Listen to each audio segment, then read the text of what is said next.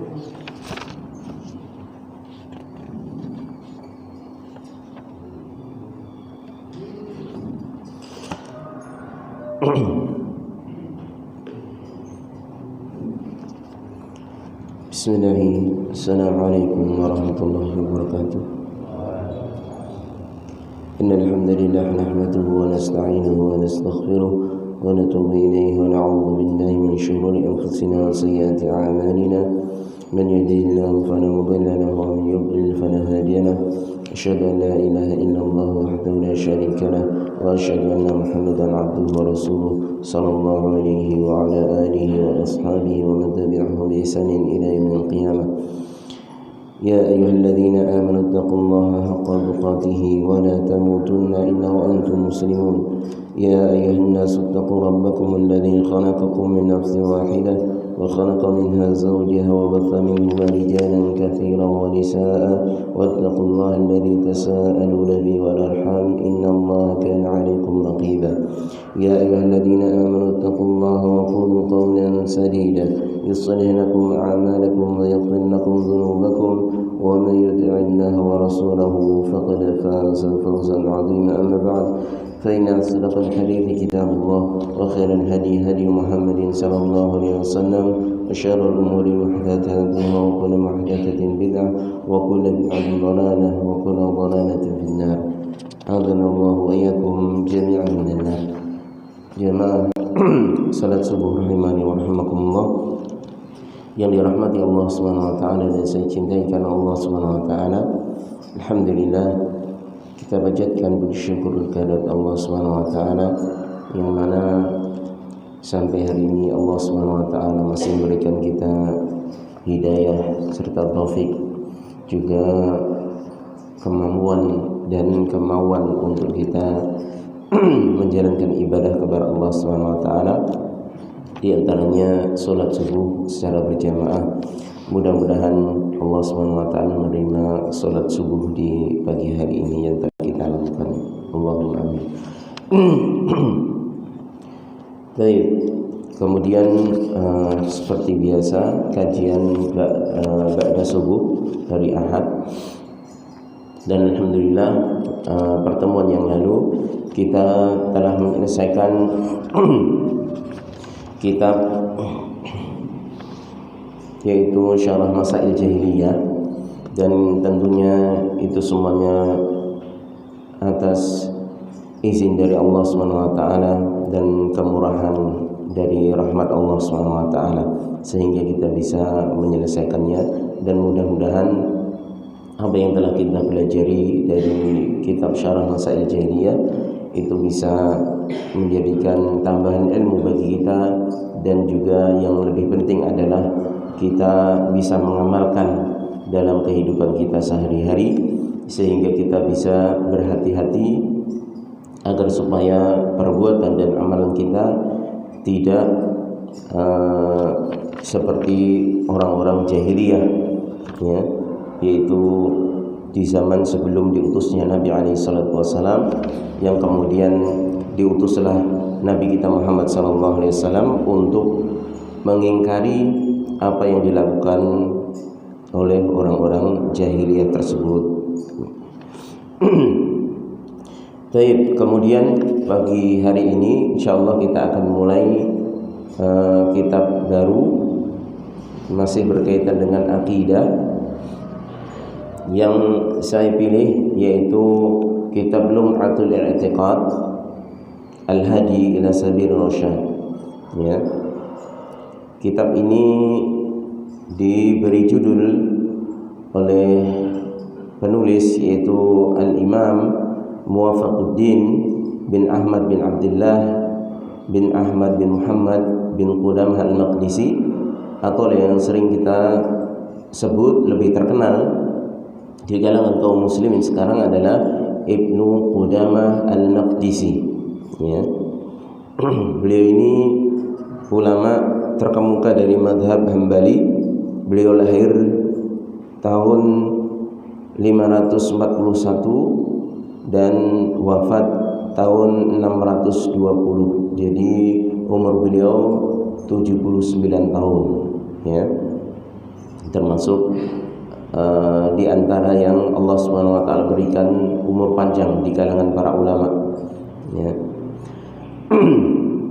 Beliau menulis Lum'atul I'tiqad yang artinya lum'ah itu al-bulghah, yaitu satu hal yang mencukupi, ya. Walaupun ada beberapa makna lain dari lum'ah, ada yang mengatakan itu adalah satu permata, tapi yang lebih tepat di sini ini sebagaimana kata Syekh Muhammad bin Shalih Al-Utsaimin, bahwasanya lum'ah di sini ada artinya al-bulghah, yaitu satu yang mencukupi daripada al-i'tiqad, dari keyakinan. Al-hadi yaitu yang menunjukkan ila sabil rasyad, kepada jalan bimbingan.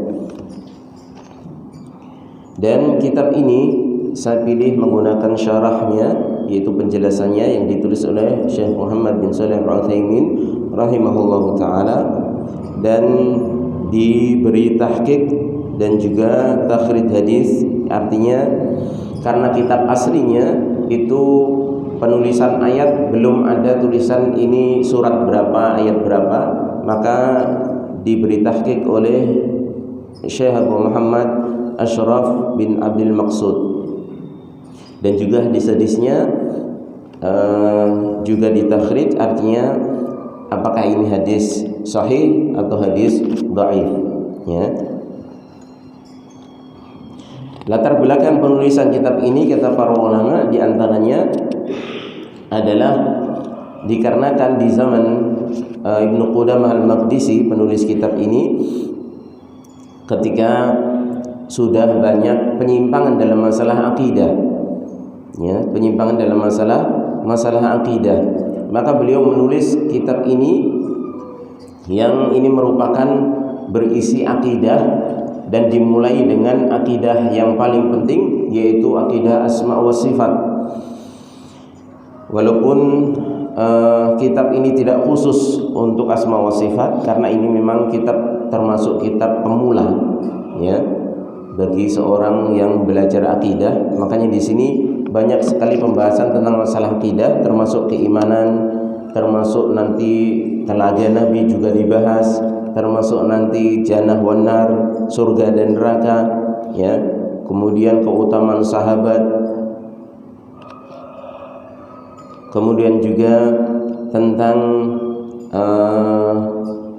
masalah-masalah bagaimana kedudukan seorang yang bermaksiat di dalam keyakinan ahlu sunnah wal jamaah selama dia seorang muslim. Ini masalah-masalah yang sangat global, kompleks, membahas dalam masalah akidah, dan ini merupakan pemula. Dan di antara keistimewaan kitab ini adalah di mana penulisnya Ibnu Qudamah Al-Maqdisi rahimahullahu taala ini merupakan ulama yang mendapatkan banyak pujian dari para ulama, dan bahkan ada yang mengatakan kalau engkau ingin melihat, ya, kehidupan para sahabat, maka lihatlah bagaimana Ibnu Qudamah Al-Maqdisi, ya. Dan beliau sangat gigih di dalam memperjuangkan akidah Ahlus Sunnah wal Jamaah, dan metode beliau dianggap persis sebagaimana madhab yang beliau anut, yaitu metodenya Imam Ahmad bin Hanbal rahimahullahu taala. Jadi beliau gencar di dalam membela akidah Ahlus Sunnah wal Jamaah yang kala itu sedang diguncang dengan banyaknya penyimpangan-penyimpangan. Dan kitab ini dimulai dengan pembahasan asma wa sifat. Ini dikarenakan pada waktu itu banyaknya penyimpangan dalam masalah itu.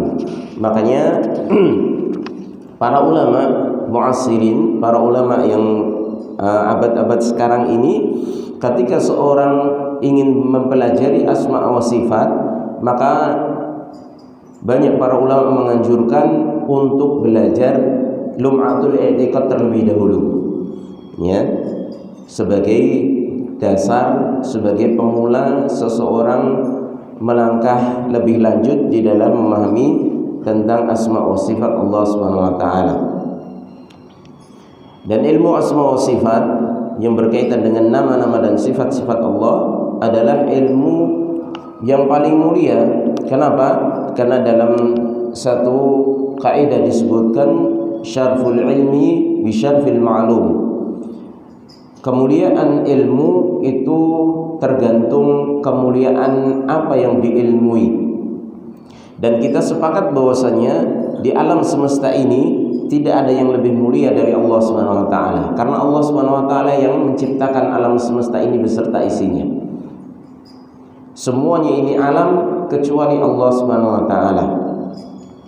Maka ketika seorang itu mempelajari ilmu tentang Allah Subhanahu wa taala, tentang nama-nama dan sifat-sifat Allah Subhanahu wa taala yang Allah kabarkan langsung melalui kitabnya, khususnya Al-Qur'an, dan juga melalui lisan Nabi-Nya alaihi salatu wassalam dalam hadis-hadis yang sahih, maka tentunya ini menjadi ilmu yang paling mulia yang wajib untuk kita pelajari, karena kita mempelajari tentang siapa yang kita sembah.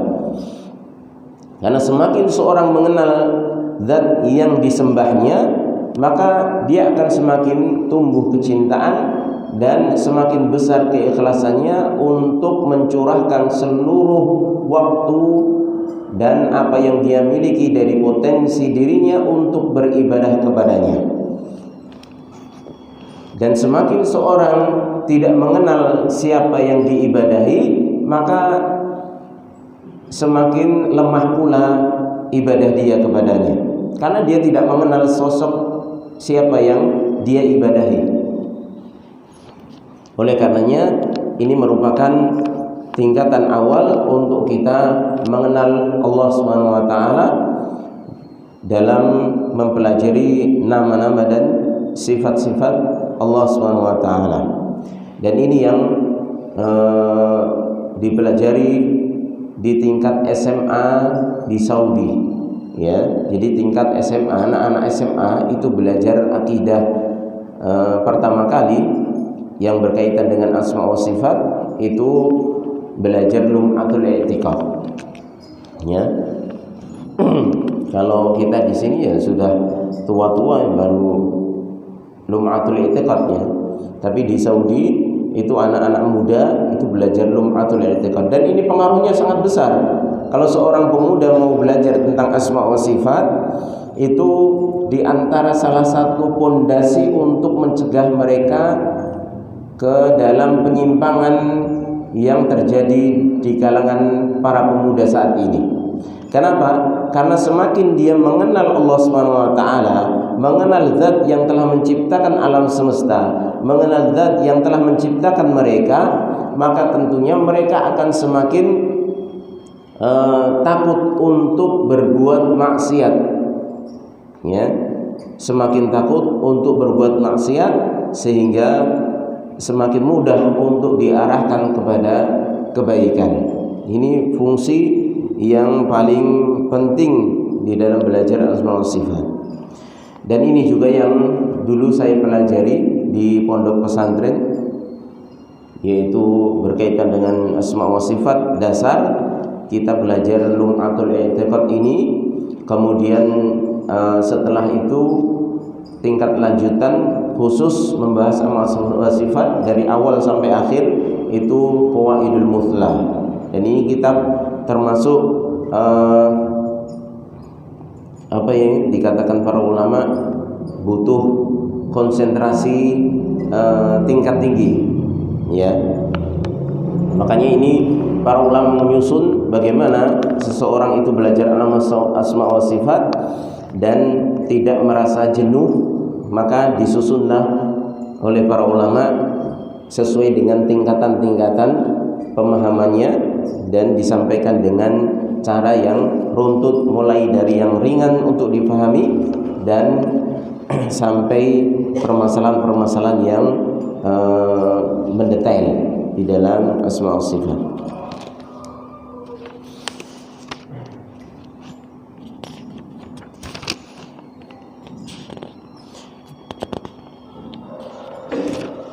Baik.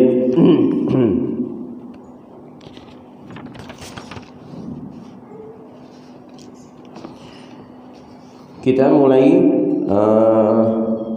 membahas kitab ini, dan sebelum masuk ke inti kitab, yaitu apa yang ditulis oleh Ibnu Qudamah al-Maqdisi rahimahullahu taala, maka mensyarah kitab ini Syekh Muhammad bin Shalih Al-Utsaimin rahimahullahu taala ingin memberikan muqaddimah sebelum masuk pada inti pembahasan kitab, yaitu berkaitan dengan kaidah memahami asma dan sifat Allah Subhanahu wa taala. Kenapa beliau mendahului dengan memberikan kaidah ini sebelum beliau menjelaskan inti kitab ini?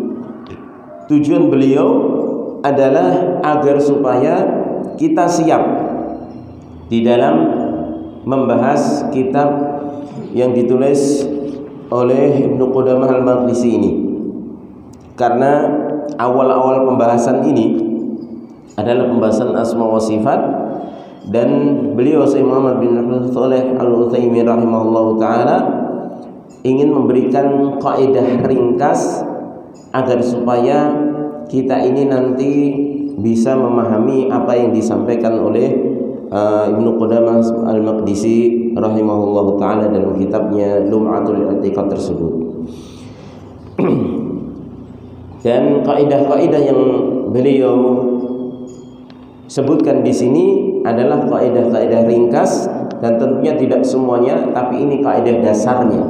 Artinya ketika kita nanti sudah memahami kaidah dasar di dalam asma wa sifat, maka insyaallah kita itu akan jadi paham bagaimana cara kita mentauhidkan Allah melalui asma wa sifatnya.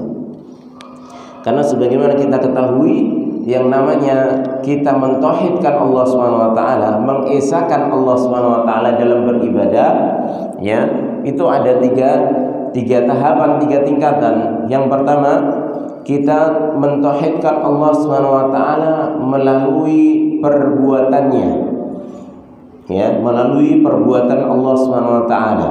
Artinya kita harus meyakini bahwasanya perbuatan-perbuatan tersebut itu hanya Allah yang mampu dan yang berhak melakukan, itu hanya Allah Subhanahu wa taala. Seperti misalnya penciptaan, kemudian menghidupkan, mematikan. Ya, ini kan semuanya perbuatan-perbuatan Allah Subhanahu wa taala, dan harus kita yakini bahwasanya itulah atau itu hanya mampu dilakukan oleh Allah Subhanahu wa taala, tidak ada selainnya. Makanya kalau kita meyakini, ya, ada yang bisa menghidupkan, mematikan, memberi manfaat, memberi madarat, ada selain Allah yang bisa melakukan seperti itu, maka kita telah terjatuh pada kesyirikan, ya, yaitu menyekutukan Allah dalam perbuatannya. Misalnya kita meyakini di satu tempat itu ada tempat yang dikuasai selain Allah, dan itu bisa memberikan madarat ataupun manfaat kepada seseorang, atau dia bisa menghidupkan atau bahkan mematikan. Ya, berkeyakinan Nyi Roro Kidul itu bisa mendatangkan rizki, bisa membuat seorang dapat pamali, ya, atau dapat satu kemadaratan, ya, bisa membuat orang itu sakit, bisa membuat orang itu miskin, ya. Maka kalau keyakinan kita seperti itu, berarti kita telah menyekutukan Allah Subhanahu wa taala di dalam perbuatannya Allah Subhanahu wa taala. Kemudian tingkatan yang kedua, yaitu kita harus mentauhidkan Allah Subhanahu wa taala dalam hal perbuatan hamba, yaitu peribadahan kita. Kita kan berbuat, kita diciptakan di dunia ini sebagaimana Allah SWT menyatakan, wa ma khalaqtul jinna wal insa illa liya'budun. Tidaklah aku ciptakan jin dan manusia kecuali beribadah kepadaku. Artinya kita harus menyerahkan perbuatan ibadah kita hanya untuk Allah SWT. Ini kewajiban kita yang kedua, yaitu kita mentauhidkan Allah melalui perbuatan ibadah kita. Jadi sholat kita, puasa kita, berbuat baik kita kepada orang lain, ya, kita berbuat baik kepada kedua orang tua, apapun bentuk kegiatan yang kita niatkan ibadah, itu semuanya harus kita tujukan hanya untuk Allah SWT, semata-mata mengharap pahala dan ridha dari Allah SWT. Kalau yang pertama tadi adalah kita meyakini perbuatan seperti menghidupkan, mematikan, itu hanyalah perbuatan yang hanya bisa dilakukan oleh Allah SWT. Tidak boleh kita meyakini selain Allah bisa melakukannya. Maka yang kedua ini adalah melalui perbuatan kita selaku seorang hamba, yaitu yang kita niatkan untuk ibadah, itu semuanya kita tujukan hanya untuk Allah SWT. Kemudian yang ketiga, yaitu yang akan kita bahas, kita mentauhidkan Allah SWT melalui asma, yaitu melalui nama-nama dan sifat-sifat Allah SWT. Artinya kita meyakini bahwasanya nama-nama dan sifat-sifat yang Allah kabarkan dalam Al-Quran maupun hadis Nabi yang sahih, maka itu semuanya hanya berhak disandang oleh Allah SWT, ya. Dan dalam nama-nama dan sifat-sifat tersebut itu mengandung konsekuensi di mana kita bisa beribadah dengan kandungan-kandungan nama-nama dan sifat-sifat tersebut. Satu contoh misalnya, Allah memiliki nama Ar-Razzaq, yaitu yang maha memberi rizki. Maka kita yakini bahwasanya nama tersebut hanya berhak disandang oleh Allah SWT. Tidak boleh kita menyandarkan atau memberikan gelaran nama kepada selain Allah dengan Ar-Razzaq, ya. Kita hanya boleh mengatakan Abdur Razzaq, misalnya hambanya yang maha pemberi rizki, itu boleh kalau pakai Abdur Razzaq. Tapi kalau dikatakan Razzaq itu mamnu, tidak boleh, ya. Karena yang berhak menyandang sang pemberi rizki hanyalah Allah SWT. Maka kita yakini nama tersebut adalah hanya milik Allah SWT. Kemudian kita gunakan nama tersebut untuk ibadah kepada Allah. Di antaranya apa? Kita sebut nama tersebut untuk dalam rangka kita meminta kepada Allah SWT.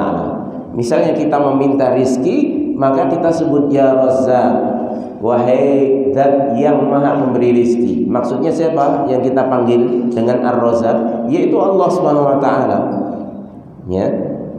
Maka itu di antara fungsi kenapa kita harus belajar asma wa sifat. Karena semakin kita mengenal nama-nama, siapa nama-nama Allah SWT yang lain, maka semakin kita akan cinta. Apalagi ditambah kita mengetahui maknanya dan fungsi-fungsinya di dalam kita beribadah menggunakan nama-nama dan sifat-sifat Allah SWT tersebut. Makanya Allah SWT menyebutkan walillahil asmaul husna fad'uuhu biha. Dan bagi Allah SWT nama-nama yang baik, fad'uuhu biha, maka ibadahlah dengan menggunakan nama-nama tersebut. Sebut namanya sesuai dengan kebutuhan kita. Kita minta rezeki, panggil Ar-Razzaq, Al-Wahhab, Al-Mannan. Ini maha pemberi anugerah, maha pemberi kenikmatan, ya. Kalau kita minta ampun kepada Allah, sebut Ya Ghaffar, wahai Pak Maha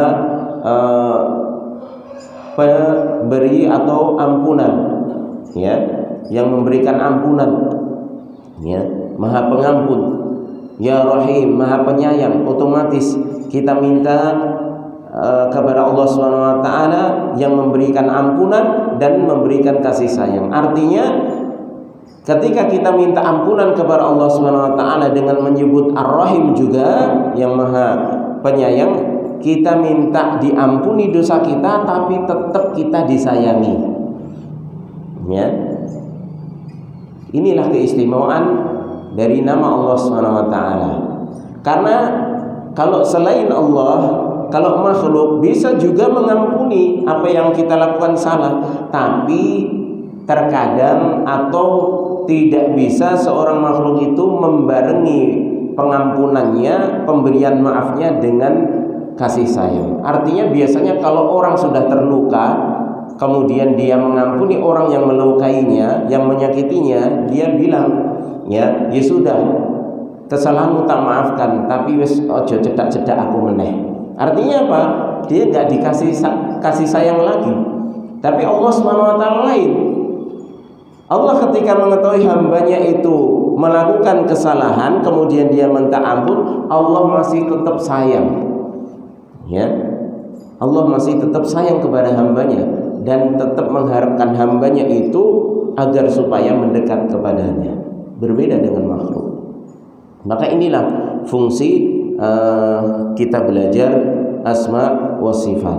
Semakin kita mengenal Allah, semakin kita menjadi sosok orang yang sempurna, dalam artian kita semakin baik di dalam beribadah kepada Allah Subhanahu wa taala, ya.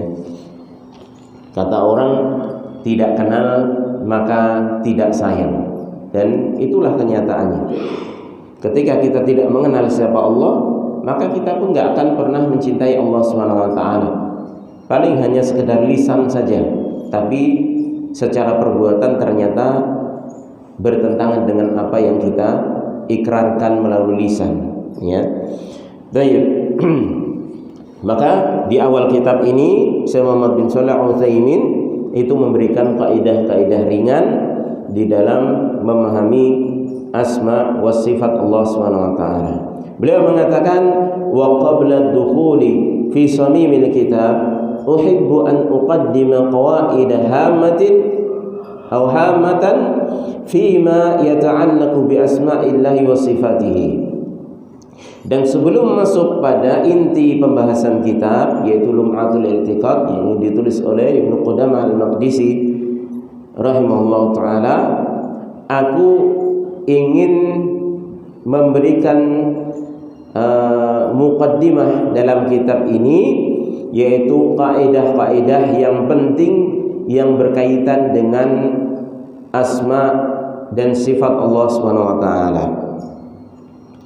Dan beliau memberi atau memiliki kitab khusus, yaitu yang saya sebutkan tadi, Qawaidul Muthla fi sifatillahi wa asma'ihi al-husna, ya. Jadi kitabnya Syekh Muhammad bin Shalih Al-Utsaimin, Qawaidul Muthla, itu khusus membahas asma wa sifat dari awal sampai akhir, ya. Tapi kalau seorang baru pemula belajar kitab Qawaidul Muthla, ini biasanya akan pusing, ya, karena dia nggak punya dasar, langsung menginjak kepada kitab selanjutnya, sehingga pusing di dalam memahaminya, ya. Baik. Maka hendaknya sebelum membahas kaidah-kaidah tentang nama-nama dan sifat-sifat Allah Subhanahu wa taala lebih lanjut, maka hendaknya dipelajari yang untuk tingkat dasar terlebih dahulu, ya. Sebenarnya memahami nama-nama dan sifat-sifat Allah Subhanahu wa taala ini sebenarnya sangat mudah, simple. Kenapa sekarang ini pembahasan para ulama itu ketika membahas nama-nama dan sifat-sifat Allah terasa berat? Ini dikarenakan mereka mencantumkan juga bagaimana bantahan-bantahan kepada orang-orang yang menyimpang dalam masalah ini, ya. Sehingga menjadi kita harus berpikir dua kali, berpikir memahami kaidahnya dan berpikir bagaimana kita harus menolak syubhat ya yang bisa menyesatkan kita di dalam memahami nama-nama dan sifat-sifat Allah Subhanahu wa taala tersebut. Ya. Makanya ini sangat-sangat diperlukan. Adapun zaman dahulu para sahabat ketika mendengar nama tentang ayat-ayat sifat ya, tentang hadis-hadis yang berkaitan sifat Allah Subhanahu wa taala, mereka santai. Ya, mereka santai dalam memahami. Mereka enggak ada yang dibikin bingung. Ya. Mereka berat di dalam memahami sekarang itu ya, di zaman-zaman sekarang ini dibikin berat dalam memahami asma wa sifat yang padahal dahulu para sahabat ringan di dalam memahaminya. Ini dikarenakan itu tadi, salah satunya munculnya berbagai macam penyimpangan dalam masalah asma wa sifat, sehingga kita harus memiliki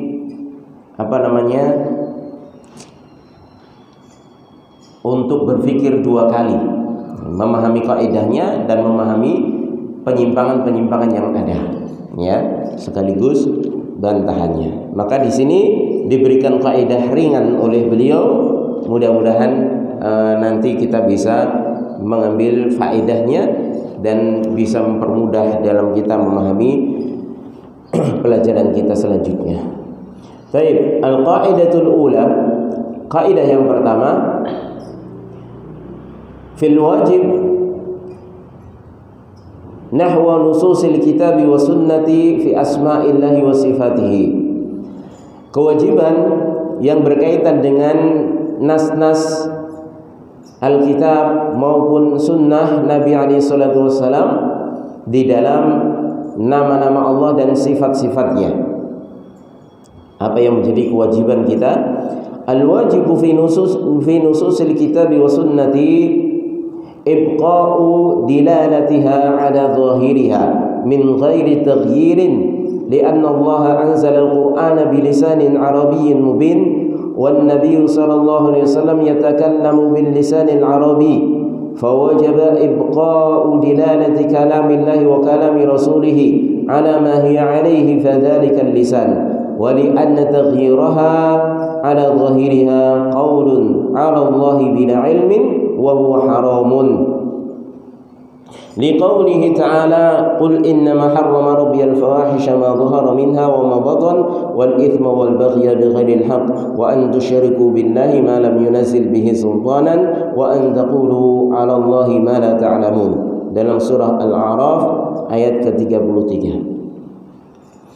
Yang wajib di dalam memahami nas-nas Alkitab dan sunnah yang berkaitan dengan penyebutan nama-nama dan sifat-sifat Allah Subhanahu wa taala, yaitu membiarkan penunjukan yang ditunjukkan dalam Alkitab maupun sunnah tersebut sesuai dengan zahirnya. Ya. Ini yang perlu kita garis bawahi dan kita catat bahwasanya di dalam kita memahami Al-Quran dan Sunnah yang di situ berbicara tentang nama-nama Allah Subhanahu wa taala dan sifat-sifatnya, maka kita biarkan sesuai penunjukan di dalam nasnya tersebut, ya, sesuai zahirnya. Min ghairi taghyirin, tidak boleh kita rubah, maknanya enggak boleh kita rubah, ya. Kalau disebutkan di situ tangan Allah, ya kita yakini itu tangan, tidak boleh dirubah. Ya, ini maksudnya tangan ini kekuasaan, nggak boleh. Ya, li'anna Allah anzal al-Quran, karena Allah SWT telah menurunkan Al-Quran dengan lisan Arab, dengan bahasa Arab yang jelas. Ya, dan Nabi SAW berbicara dengan bahasa Arab juga, maka wajib membiarkan penunjukan apa yang ditunjukkan dari kalamullah, yaitu Alkitab, Al-Quran, dan juga kalamnya Rasulullah SAW dan dalam As-Sunnah, sesuai dengan lisan Arabnya, ya. Dan kenapa tidak boleh kita merubahnya dari makna Arabnya? Karena ketika kita merubahnya dari zahir yang ditunjukkan, maka itu berarti berucap atas nama Allah tanpa ilmu, dan itu haram hukumnya. Allah mengatakan yadullahi fawqa aydihim, tangan Allah di atas tangan-tangan mereka. Berarti di sini menunjukkan Allah punya tangan. Maka apa yang kita lakukan ketika membaca kitab ayat ini, maka kita yakini, kita tetapkan Allah punya tangan sudah sesuai zahirnya. Ya, tangan maknanya ya tangan. Jangan tangan kemudian kita rubah, oh ini kekuasaan Allah Subhanahu wa taala. Oh ini rahmat Allah Subhanahu wa taala yang dimaksud di sini. Ya, kalau kita rubah semacam ini dari zahirnya, maka itu berarti kita telah mengucapkan atas nama Allah tanpa ilmu. Allah bilang tangan, kita bilang rahmat. Allah bilang tangan, kita bilang kekuasaan. Ya, lancang berarti kan? Padahal dulu para sahabat ketika turun ayat tersebut itu diam. Mereka nggak mempermasalahkan. Ya, mereka langsung paham. Karena apa? Karena ya itulah maknanya dalam bahasa Arab. Ya, itu ya tangan. Ya, ya sebagaimana yang difahami maknanya. Dan kita imani, ya, sesuai dengan zahirnya ayat tersebut. Maka ketika kita merubahnya dari lafadznya, dari maknanya, maka Allah Subhanahu wa taala telah mengharamkan tersebut, dan itu termasuk ucapan tanpa ilmu. Di mana Allah Subhanahu wa taala menyatakan, katakanlah sesungguhnya Allah telah mengharamkan, atau Rabbku telah mengharamkan al-fawahish, yaitu perbuatan keji yang tampak maupun yang tidak, dan dosa, wal baghi, dan juga perbuatan melampaui batas tanpa hak, dan menyekutukan Allah Subhanahu wa taala ma lam yunazzil bihi sultana, yang tidak Allah turunkan penjelasan di dalam peribadahan kepada selain Allah, yaitu menyekutukan Allah Subhanahu wa taala tersebut. Kemudian Allah juga mengharamkan wa an taqulu 'ala Allahi ma la ta'lamun, dan Allah juga mengatakan melarang untuk kalian mengatakan atas nama Allah dengan apa yang tidak kalian ketahui. Para ulama menjelaskan ayat ini adalah urutan-urutan dosa, dimulai dari dosa yang ringan, artinya sampai ke dosa yang paling besar. Ya, urutannya paling kecil kemudian paling besar. Maka kedudukan berucap tanpa ilmu atas nama Allah ini menduduki peringkat urutan dosa yang paling besar.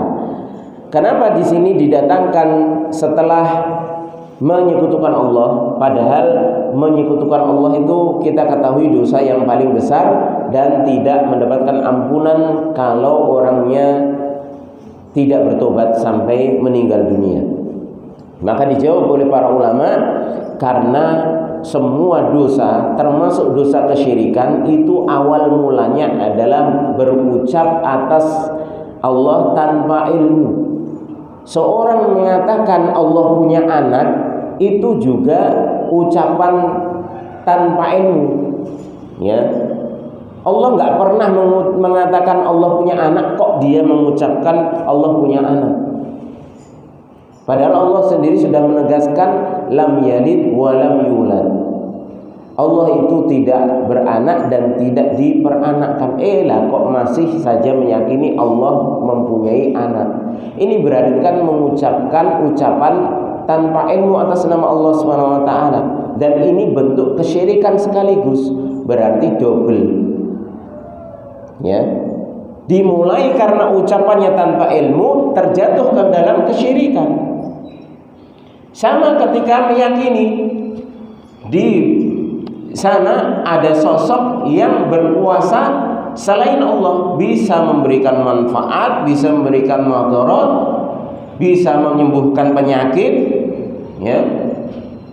Padahal Allah sudah menyatakan bahwasanya tidak ada yang bisa melakukan itu semuanya kecuali hanya Allah. Kemudian kok dia yakini seperti itu, ada selain Allah bisa melakukan hal-hal seperti itu, maka berarti dia telah mengucapkan atau meyakini sesuatu atas nama Allah tanpa ilmu, dan dia sekaligus terjatuh ke dalam kesyirikan. Inilah kenapa ucapan atas nama Allah tanpa ilmu itu menjadi urutan dosa yang paling besar dalam ayat ini. Dalam surah Al-A'raf ayat ke-33. Baik.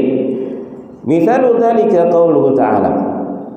Misalnya di sini Syekh Muhammad bin Shalih Al-Utsaimin rahimahullah taala memberikan permisalan bagaimana kita mempraktekkan nas di dalam ayat Al-Qur'an yang berkaitan dengan nama-nama dan sifat-sifat Allah Subhanahu wa taala. Contohnya dalam surah Al-Maidah ayat ke-64. Bal yadahu mabsutatani yunfiqu kaifa yasha. Bahkan kedua tangan Allah Subhanahu wa taala itu terbentang dan dia berinfak sebagaimana yang dia kehendaki. Artinya memberi rizki kepada hamba-hambanya sesuai dan dia kehendaki. Fa inna dhahiral ayat anna lillahi yadaini haqiqataini fayajibu itsbatu dzalika lahu fa idza qala qailul murad bihi ma'al quwwah qulna lahu hadza sarfun lil kalami an dhahirihi fala yajuzul qawlu bihi li'annahu qawlun 'ala Allahi bila ilmin. Maka ketika kita sudah membaca surah Al-Maidah tersebut, bahkan kedua tangan Allah itu terbentang yang dia gunakan memberikan rizki sesuai dengan apa yang dia kehendaki, maka zahir ayat ini menunjukkan bahwasannya Allah itu punya dua tangan yang itu hakikat, ya.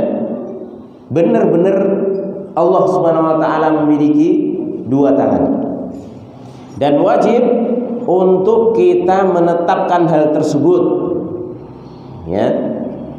Jadi ketika kita membaca ayat ini, maka di situ Allah Subhanahu wa taala memberitahukan kita sekaligus bahwasanya Allah memiliki dua tangan yang hakiki.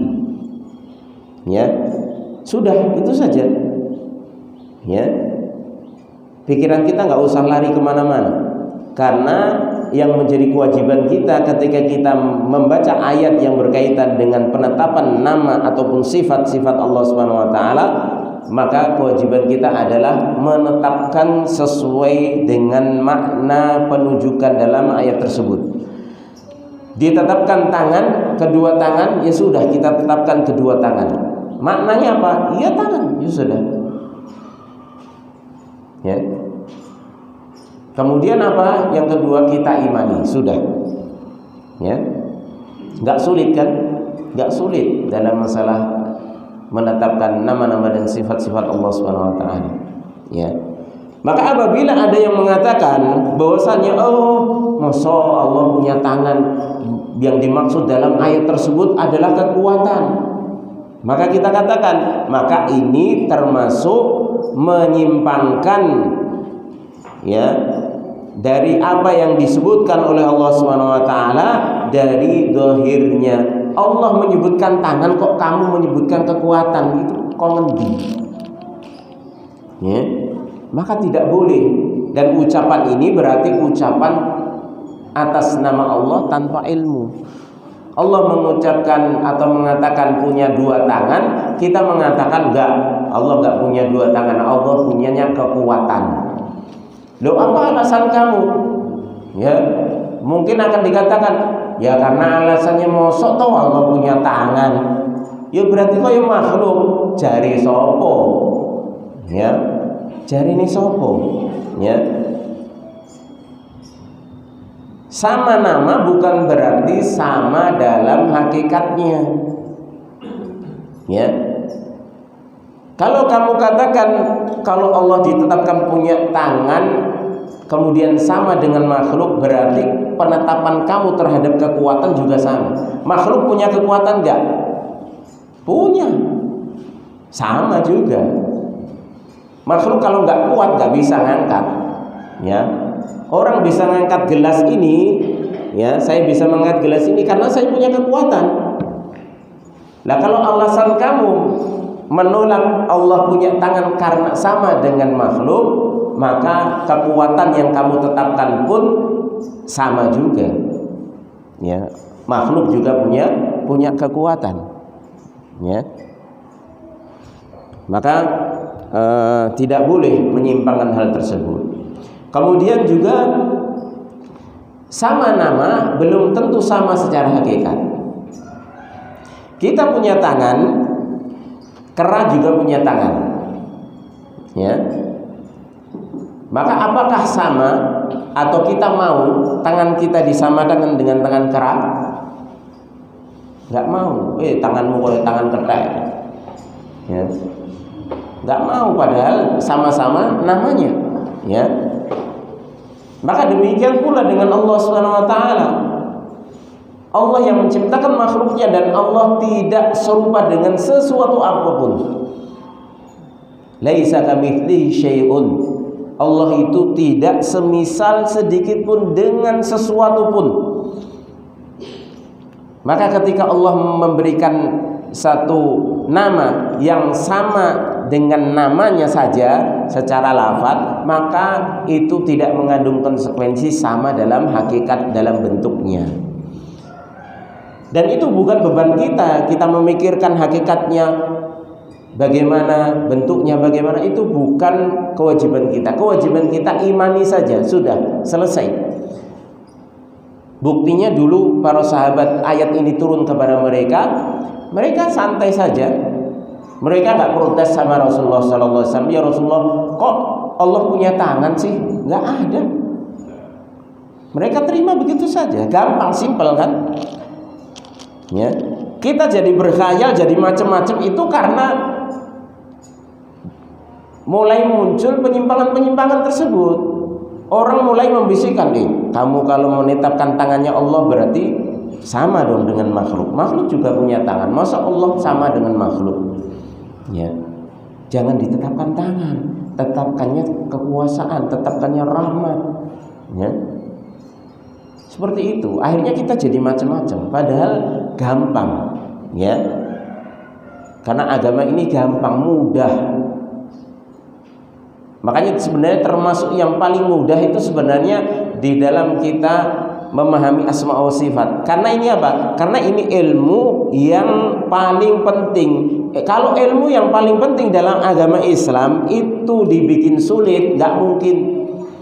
Ya, ilmu wajib kok dibikin sulit. Ilmu mentauhidkan Allah itu pasti gampang.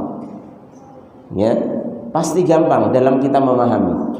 Maka ini tadi kaidahnya yang harus kita pegangi betul ketika kita membaca ayat yang berkaitan dengan nama-nama dan sifat-sifat Allah Subhanahu wa taala, maka sudah kita fahami maknanya sebagaimana makna bahasa Arabnya sedemikian sesuai zahirnya dan kita imani, sudah selesai. Ya, rasane ndi pikirane rasa ngalor itu, rasa ngayal-ngayal iki kok kaya ngene iki piye wis kuwi dudu tugasmu. Ya, tugas kita hanya mengimani. Ya, makanya ini pembahasan asma wa sifat. Kenapa saya pilih ba'da subuh, tidak yang ba'da isya? Karena kalau ba'da isya biasanya sudah capek, ini butuh memahami, sudah capek, ngantuk-ngantuk. Tapi kalau ba'da subuh kan masih fresh. Tapi ya nek ngantuk, cek ngantuk ya wis kebangetan. Ya. Baik. Biasanya belajar itu yang paling nyantol itu kan biasanya pagi. Makanya kalau pagi dahulu itu waktu di pondok itu yang wajib untuk nambah hafalan itu pagi. Tapi kalau malam ba'da maghrib atau ba'da isya itu biasanya untuk murojaah saja. Ya, murojaah itu yang paling efektif yaitu malam. Ya, mau tidur itu murojaah, baru setelah itu tidur. Nanti akan ingat terus. Ya, tapi kalau nambah ilmu, nambah hafalan, ya, pemahaman, memahami pelajaran itu yang paling bagus pagi. Ya, dan ini sebagaimana doa Nabi SAW, Allahumma barik li ummati fi bukuriha. Ya Allah, berkahilah umatku di pagi harinya. Berkahi semuanya, semua aktivitasnya, dalam dia belajar, dalam dia bekerja, dalam segala hal aktivitas positif manusia itu. Allah Subhanahu wa taala atau Rasulullah sallallahu alaihi wasallam mendoakan untuk umatnya agar diberkahi di pagi harinya. Baik. Maka mudah-mudahan di pagi hari ini kita diberikan pemahaman yang bagus oleh Allah Subhanahu wa taala sehingga kita bisa memahami di dalam kita belajar asma wa sifat ini. Maka itu tadi tidak boleh kita untuk memalingkan zahir nas, ya, dari sisi maknanya secara zahir dari makna selainnya, sebagaimana yang disebutkan tadi, yaitu makna tangan diganti dengan makna kekuatan. Tangan ya sudah tangan, apalagi makna tangan di sini adalah dengan bentuk musanna, ya, dengan bentuk musanna yaitu dua, berarti menunjukkan Allah punya dua tangan. Ya, kalau kekuatan itu kan satu. Kalau dimaknakan kekuatan berarti Allah punya dua kekuatan. Apakah kekuatan Allah cuma dua? Kekuatan Allah Subhanahu wa taala tidak terbatas. Ya. Dzul quwwatil matin. Ya, Allah itu memiliki kuwah al-matin, yaitu kekuatan yang amat sangat kuat, tidak ada yang menandingi kekuatan Allah Subhanahu wa taala di seluruh alam semesta ini. Ya. Maka tidak pas, ya, kalau disimpangkan maknanya diganti maknanya. Maka kalau tidak pas, tidak cocok, maka tetapkan sesuai dengan makna di dalam bahasa Arab. Ya, dua tangan ya dua tangan, ya sudah. Adapun hakikatnya itu sesuai dengan keagungan Allah Subhanahu wa taala. Ya, karena zat Allah kita tidak bisa melihatnya, maka hakikat tangan pun kita tidak bisa melihatnya. Apalagi membayangkannya, tidak bisa. Ya, karena kita bisa tahu hakikat sesuatu kalau kita tahu zatnya dulu. Ya. Saya tahu tangan saya seperti ini, saya tahu tangannya Pak Min seperti itu, ya, sudah keriput-keriput seperti ini. Ini karena saya tahu Pak Min itu wujudnya seperti ini, ya. Tapi kalau Allah Subhanahu wa taala kita ingin tahu tangannya Allah, ya kita harus tahu zatnya Allah terlebih dahulu. Padahal kita nggak akan tahu zatnya Allah Subhanahu wa taala, ya. Maka ketika kita dikabarkan tentang Allah, tentang sifat-sifatnya, ya sudah imani saja sesuai dengan makna zahirnya, kemudian kita imani.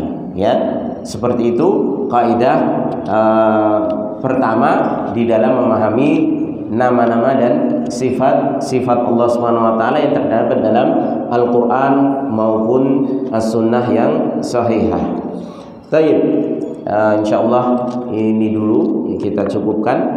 Ya, kita pelan-pelan kaidah ini dan kita resapi betul maknanya, dan insyaallah kita akan semakin cinta kepada Allah Subhanahu wa taala karena kita semakin sadar betapa agungnya Allah Subhanahu wa taala, benar-benar pemilik nama yang baik dan sifat yang mulia. Ya, tidak ada yang bisa menandingi nama-nama dan sifat-sifat Allah Subhanahu wa taala. Semuanya di dalam nama-nama dan sifat-sifat Allah Subhanahu wa taala itu terkandung kemuliaan, tidak ada cacat sedikit pun. Ya, berbeda dengan nama dan sifat yang disandang oleh manusia. Manusia kadang punya nama dermawan tapi tidak memiliki sifat dermawan. Ya, bisa jadi. Ya. Seseorang terkadang dikatakan pemberani tapi juga memiliki sifat yang kurang. Ya, dia suka marah, ya, dan lain sebagainya dari sifat-sifat yang kurang. Tapi Allah Subhanahu wa taala semuanya yang terkandung dalam sifat ataupun nama-nama Allah Subhanahu wa taala semuanya mengandung kebaikan dan tidak ada kekurangan sedikit pun, ya. Maka dari itu sudah sepantasnya kita semakin mencintai Allah Subhanahu wa taala melebihi dari segalanya, karena memang Allah Subhanahu wa taala yang telah menciptakan kita, bahkan menciptakan alam semesta ini beserta isinya dan juga mengaturnya. Wallahu a'lam bishawab. Insyaallah kita lanjutkan pada pertemuan yang akan datang, masih membahas tentang kaidah-kaidah bagaimana kita memahami nama-nama dan sifat-sifat Allah Subhanahu wa taala. Mudah-mudahan ini bermanfaat bagi saya pribadi dan jamaah sekalian. Kurang lebihnya saya mohon maaf. Kita tutup dengan doa kafaratul majelis. Subhanakallahumma wa bihamdika asyhadu an la ilaha illa anta astaghfiruka wa atubu ilaik. Assalamualaikum warahmatullahi wabarakatuh.